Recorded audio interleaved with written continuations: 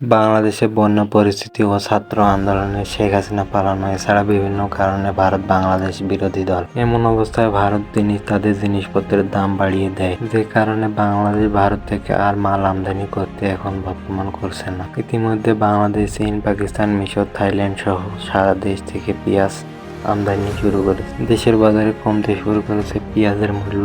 নতুন করে আমদানি করার অনুমতি পেয়েছে বাংলাদেশের ব্যবসায়ীরা। কিন্তু বাংলাদেশে পেঁয়াজ আমদানি ভারতের কাছ থেকে না করলে কি ক্ষতি হতে পারে তা জানাবো আজকের এই ভিডিওতে। তো চলুন ভিডিও শুরু করা যাক। দেশের বৃহত্তম পাইকারি বাজার চট্টগ্রাম, খুলনাগঞ্জে শনিবার বেড়েছে পেঁয়াজ ও অন্যান্য ফলের সরবরাহ। এর ফলে পাইকারি বাজারে পেঁয়াজের দাম কমেছে 15 থেকে 20 টাকা পর্যন্ত। এদিকে ভারত হঠাৎ করে পেঁয়াজের দাম বাড়িয়ে দেয়, এজন্য আমদানি করতে হয়। বিকল্প হিসাবে চীন, পাকিস্তান, মিশর থেকে চট্টগ্রাম বন্দর দিয়ে 2,77,000 টন পেঁয়াজ আমদানি করার সুযোগ পেয়ে বাংলাদেশ ব্যবসায়ীরা।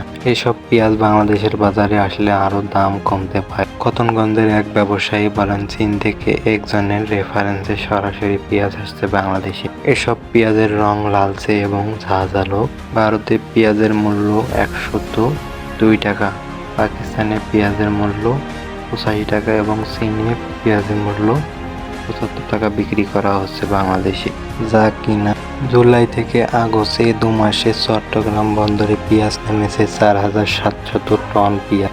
জুলাই থেকে আগস্টে 2 মাসে চট্টগ্রাম বন্দর থেকে পেঁয়াজ নেমেছে 4,700 টন, যা কিনা গত বছরের চেয়েও বেশি। এখন আর বাংলাদেশে পেঁয়াজ সংকট নেই, যার ফলে এখন আর ভারতের কাছ থেকে পেঁয়াজ আমদানি করতে হবে না, ফলে ভারত ক্ষতির মুখোমুখি হবেন।